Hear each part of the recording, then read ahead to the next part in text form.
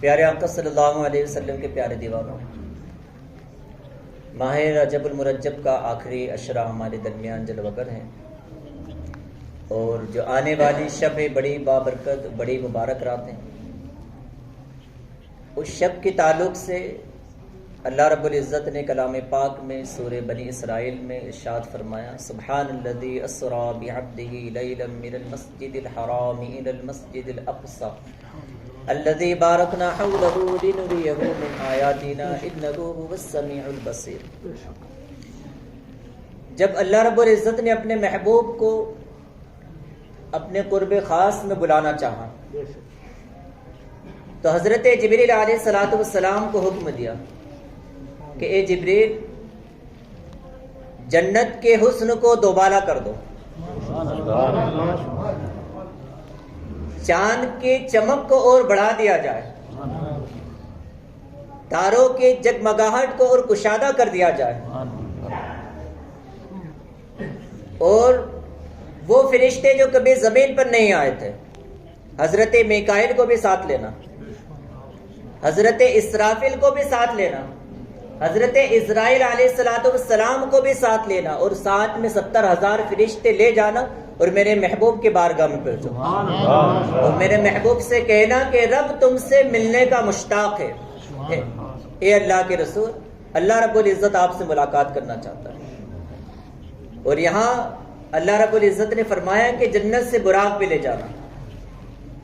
جب حضرت جبریل علیہ السلام جنت سے براق لینے کے لیے پہنچے سرکار کے سواری کے لیے،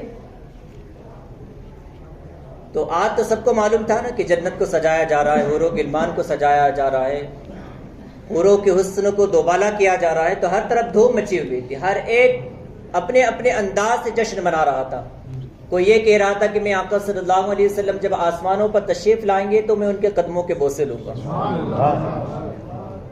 کوئی یہ کہہ رہا تھا کہ میں اللہ کے محبوب صلی اللہ علیہ وسلم پر کثرت کے ساتھ درود و سلام کے گجرے نچھاور کروں گا۔ سب کی اپنی اپنی شانیں تھی، سب کے اپنے اپنے مجاز تھے، لیکن یہاں جب براق کی بات آئی تو براق پہ اچھل رہے تھے، وہ بھی مستی کر رہے تھے کہ ہو سکتا ہے کہ آج اللہ کے محبوب صلی اللہ علیہ وسلم مجھ پر سوار ہوں، لیکن انہیں براقوں کے اندر ایک براق رو رہا تھا۔ جبریل علیہ السلام حاضر ہوئے، کہا کہ اے براق تم کیوں رو رہے ہو؟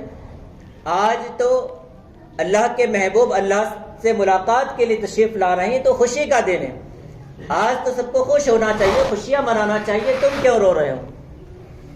تو اس براق نے کہا کہ اے جبرائیل، میں آج سے نہیں رو رہا ہوں، بلکہ آج سے 40,000 سال پہلے جب میں نے میرے محبوب کا، اللہ کے رسول صلی اللہ علیہ وسلم کا نام مبارک سنا تھا، اسی وقت سے رو رہا ہوں کہ میرے کہاں نصیب کہ میں ان کا دیدار کروں۔ اللہ اکبر۔ تو آج یہ دن آیا ہے کہ آج سارے براق خوشیاں منا رہے ہیں، اور میں تو بالکل کہاں اس لائق، میں تو بالکل لاغر سا ہوں، مجھ پر کیسے سرکار سواری کریں گے؟ تو اللہ رب العزت کی جانب سے حکم آیا ہے کہ جبریل اسی براق کو لے جاؤ۔ سبحان اللہ۔ تو گویا اس براق نے ہمیں سیکھ دی کہ آج بھی کوئی اللہ کے محبوب صلی اللہ علیہ وسلم کی محبت میں آنسو بہاتا ہے تو پھر اسے مدینے کا بلاوا ہو جایا کرتا ہے۔ راتوں کو جب آقا صلی اللہ علیہ وسلم کی یاد میں آنسو نکلتے ہیں تو پھر اس سے زیارت مصطفیٰ بھی ہوا کرتی ہے۔ سبحان اللہ۔ اس براق کو لے گئے، 70,000 فرشتے ساتھ میں، خود حضرت جبریل علیہ السلام، اور پھر جا رہے ہیں۔ تو جب بھی حضرت جبریل علیہ السلام بارگاہ رسالت میں حاضر ہوتے تھے تو یہ نہیں بتایا جاتا تھا کیسے جانا ہے، لیکن آج اسپیشل دن ہے، آج اللہ رب العزت نے اپنے محبوب کو، اپنے اس خاص مہمان کو اپنے قرب میں بلانا ہے، تو اسپیشل دن ہے، تو پھر بتایا جا رہا ہے کہ اے جبرائیل، میرے محبوب کو جگانا نہیں۔ ہر رات کیسی گزرتی تھی سرکار کی؟ حضرت عائشہ ام المؤمنین صدیقہ رضی اللہ تعالیٰ عنہ فرماتی ہیں کہ پیارے آقا صلی اللہ علیہ وسلم رات بھر قیام میں کھڑے رہتے تھے، آگ کی پنڈلیوں پر گرم آ جایا کرتا تھا۔ اللہ اکبر۔ لیکن جب آج اللہ رب العزت اپنے قرب میں بلانا چاہتا ہے تو آج پیارے آقا صلی اللہ علیہ وسلم حضرت ام ہانی کے گھر مزمل اور مدثر والے چادر کو سر سے لے کر پیر تک ڈھانپ کر سو رہے ہیں۔ سبحان اللہ۔ حضرت جبریل علیہ السلام آپ جانتے ہیں کہ ان کا وجود کتنا بڑا ہے. حضرت جبریل علیہ السلام کو اللہ رب العزت نے 600 پر عطا کیے اور ہر ایک پر کو ہیرے جواہرات سے جڑا ہوا ہے. اگر حضرت جبریل علیہ السلام کے ایک پر کو رکھا جائے تو آپ کا ایک پر مشرق سے لے کر مغرب تک ہے. تو آپ کا وجود کتنا بڑا. لیکن اللہ رب العزت اپنے محبوب کی بارگاہ میں جانے کا انداز کیسا سکھا رہا ہے کہ محبوب کی بارگاہ میں جب جاؤ تو اگرچہ تم اتنے بڑے ہو لیکن اتنے چھوٹے ہو جاؤ کہ چھت پھاڑ کر محبوب کے گھر میں داخل ہونا. سبحان اللہ. تو جا کر حاضر ہوئے حضرت جبریل علیہ السلام اور پیارے آقا صلی اللہ علیہ وسلم کے قدموں کی طرف کھڑے ہو گئے. آواز نہیں دی. چاہتے تو کنڈی کھٹکھٹاتے دروازے کے, لیکن کنڈی بھی نہیں کھٹکھٹائی کیونکہ یہ بھی ادب کے خلاف تھا. ہاتھ لگا کر بھی جگا سکتے تھے لیکن یہ بھی عشق نہیں کہہ رہا تھا. لیکن وہ جبریل علیہ السلام کے جو تمام انبیاء اکرام علیہ السلام کے صحابہ بھی ہیں, یعنی کسی کو دنیا کے اندر اتنا بڑا شرف حاصل نہیں ہوا کہ وہ تمام نبیوں کا صحابے بنے. یہ حضرت جبریل علیہ السلام کی خاص خصوصیت ہے, اتنی بڑی شخصیت. لیکن جب آقا کی بات آتی ہے تو پھر حضرت جبریل علیہ السلام نے اپنے کافوری ہونٹوں کو اللہ کے محبوب صلی اللہ علیہ وسلم کے تلووں سے مس کیا. سبحان اللہ. پیارے آقا صلی اللہ علیہ وسلم نیند سے بیدار ہوئے, کہا کہ یا رسول اللہ صلی اللہ علیہ وسلم, اللہ رب العزت نے آپ کو سلام بھیجا ہے اور پروردگار عالم آپ سے مشتاق ہے ملنے کا. سبحان اللہ. پیارے آقا صلی اللہ علیہ وسلم جب بیدار ہوئے پھر آپ نے غسل کیا. اس کے بعد آپ کو سرکار صلی اللہ علیہ وسلم نے اپنا لباس پہنایا. اس لباس کے اوپر جنتی جبہ پہنایا گیا. سبحان اللہ. پیارے آقا صلی اللہ علیہ وسلم کو جنتی لباس دیا گیا. اور پھر حضرت جبریل علیہ السلام نے خود اپنے ہاتھوں سے اللہ کے محبوب صلی اللہ علیہ وسلم کے سر پر امامہ شریف باندھا. سبحان اللہ. یعنی وہ تصور کریں کہ جب کسی باپ کے بیٹے کی جب شادی ہوتی ہے تو اس کے کتنا خوش ہوتا ہے وہ, اور کس انداز سے اپنے بیٹے کو تیار کرتا ہے. آج اللہ رب العزت کا خاص مہمان اس کی بارگاہ میں آ رہا ہے تو کتنا اسپیشل انتظام ہو رہا ہے. جنت سے براق بھی آیا ہے, جنت سے جوڑا بھی آیا ہے, اور جنت سے امامہ بھی آیا ہے. اور یہ کوئی عام امامہ نہیں ہے. یہاں تک کہ جب پروردگار عالم نے تمام مخلوق کو پیدا کرنے سے پہلے, عالم انسانیت کو پیدا کرنے سے 1000 سال پہلے فرشتوں کو حکم دیا کہ اے فرشتوں, میرا محبوب میرے بارگاہ میں آئے گا, میرے قرب خاص میں آئے گا, مجھ سے ملاقات کرنے کے لیے آئے گا, تو تم اس کے لیے امامہ تیار کرو. سبحان اللہ. تو 1000 سال پہلے فرشتوں نے اللہ کے محبوب صلی اللہ علیہ وسلم کے لیے امامہ شریف تیار کیا. سبحان اللہ. وہی حضرت جبریل علیہ السلام نے 4 پیج کے ساتھ اللہ کے محبوب صلی اللہ علیہ وسلم کے سر پر امامہ شریف تیار کیا. سبحان اللہ. پھر جب براق پر سوار ہوئے 2 رکعت آپ نے نفل نماز ادا کی. اور یہاں پر ایک روایت میں یہ بھی ہے کہ آپ کے سینے مبارک کو بھی چاک کیا گیا. 4 مرتبہ سرکار کے سینے مبارک کو چاک کیا گیا الگ الگ موقع پر. پھر سرکار جب براق پہ سوار ہوئے تو اس سے پہلے پھر براق پہ پھر شوقی کرنے لگا, پھر اچھلنے لگا. جبریل علیہ السلام نے فرمایا کہ اے براق, جس محبوب سے ملنے کا تو مشتاق تھا, جس کا دیدار کرنا چاہتا تھا, یہ وہی اللہ کے رسول ہے. سبحان اللہ.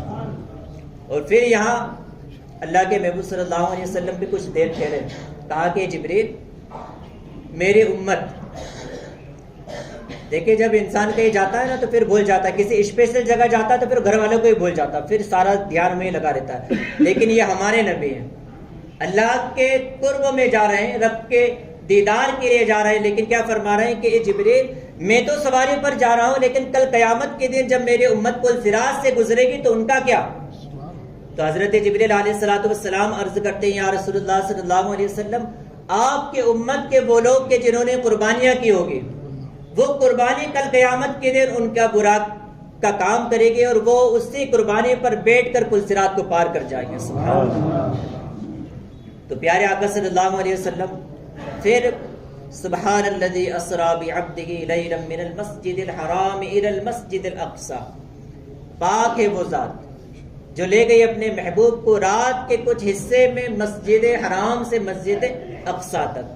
آپ جانتے ہیں جس براق پر ہمارے آقا صلی اللہ علیہ وسلم سوار ہوئے اس کی رفتار کتنی تھی, بجلی سے بھی زیادہ تیز.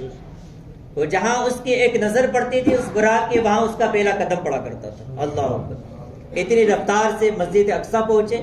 وہاں اللہ رب العزت کی جانب سے تمام انبیاء اکرام علیہ الصلوۃ والسلام کو حکم ہو چکا تھا کہ سب مسجد اقصیٰ پہنچے.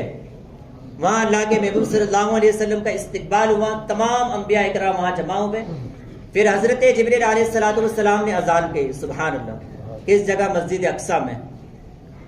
اور ایک سے ایک ہستیاں تھیں وہاں. تو حضرت آدم علیہ السلام سے لے کر حضرت عیسیٰ علیہ السلام تک تمام اللہ رب العزت کے پیغمبر وہاں تشریف تھے, وہاں جلوگر تھے. لیکن اب مصلی پر کس کو چڑھنا ہے؟ تو حضرت جبریل علیہ الصلوۃ والسلام نے پیارے آقا صلی اللہ علیہ وسلم کے ہاتھ مبارک کو پکڑ کر پھر مصلی پر آگے کیا, سبحان اللہ.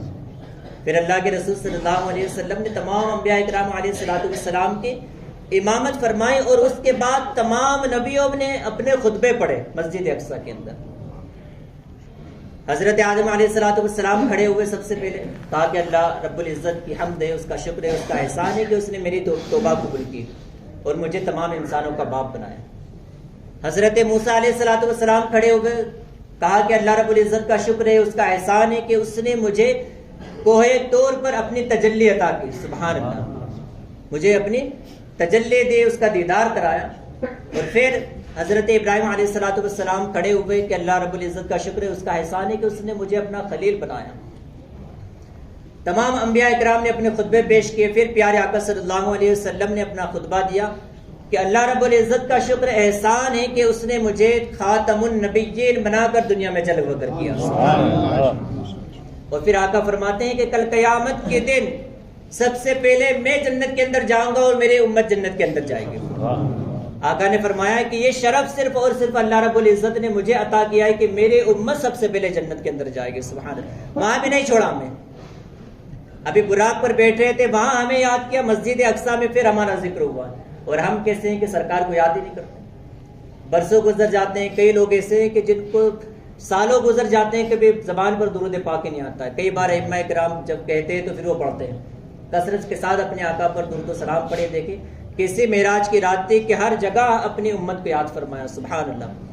پھر جب اللہ کے رسول صلی اللہ علیہ وسلم کا یہ سفر آگے چلا تو پھر براق پر جب آپ تشریف رکھنے لگے, بیت المقدس کے اندر ایک پتھر ہے, تو براق کچھ اونچا ہوا, تو حضرت جبریل علیہ السلام نے کہا کہ یا رسول اللہ اس پتھر کے اوپر کھڑے ہو کر پھر براق پر بیٹھے. جب اللہ کے رسول صلی اللہ علیہ وسلم اس پتھر پر کھڑے ہوئے اور براق پر بیٹھنے لگے, اور جب براق چلنے لگا تو پتھر بھی ساتھ ہونے لگا. گویا کہ اتنی دیر میں اللہ کے محبوب صلی اللہ علیہ وسلم سے اس پتھر کو محبت ہو گئی تھی. اب جب سرکار جانے لگے آسمانوں کی طرف تو پتھر بھی اٹھنے لگا. تو اللہ کے رسول صلی اللہ علیہ وسلم نے فرمایا کہ سخرا, اے پتھر یہیں ٹھہر جا. تو جہاں آقا کا حکم ہوا تو پتھر زمین سے تو اٹھ چکا تھا, لیکن ایسا نہیں کہ جب سرکار نے فرمایا کہ وہیں ٹھہر جا تو واپس زمین پر آ گیا, ایسا نہیں. جہاں ہوا میں معلق تھا, آج بھی آپ نیٹ پر اس پتھر کو دیکھ سکتے ہیں, مسجد اقصیٰ کے اندر آج بھی وہ پتھر معلق ہے, سبحان اللہ. نہ آگے بڑھا ہے, نہ واپس ریزن ہوا ہے, نہ ریورس ہوا ہے, بلکہ وہیں کہ وہیں وہ پتھر ٹھہر گیا ہے. جہاں سرکار کا حکم آ گیا وہ پتھر وہیں ٹھہر گیا. یہ پیارے آقا صلی اللہ علیہ وسلم کا معجزہ. پھر جب آسمان کی سیر کی آپ نے تو پہلے آسمان پر حضرت آدم علیہ السلام سے ملاقات ہوئی.